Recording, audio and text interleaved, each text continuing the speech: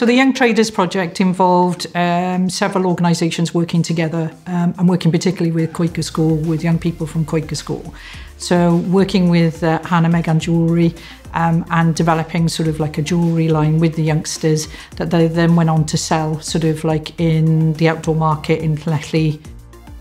Nath y pobl ifanc dechrau gyda arlunio gemwaith gwahanol. Nes ni dechrau gyda bead making. Nes ni creu charms gyda beads am fel phone charms, key rings, pethau fel yna. Ymlaen arno i brechled, mwclis a stampo gyda arian wedyn ni.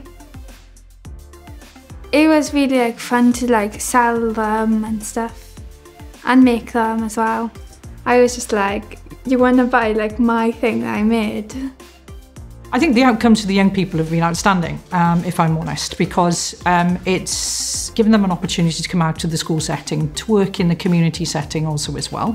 We can't do these kind of projects on our own. We can't deliver these kind of projects on our own. It's about working together and it's about supporting the young people and what they require and need.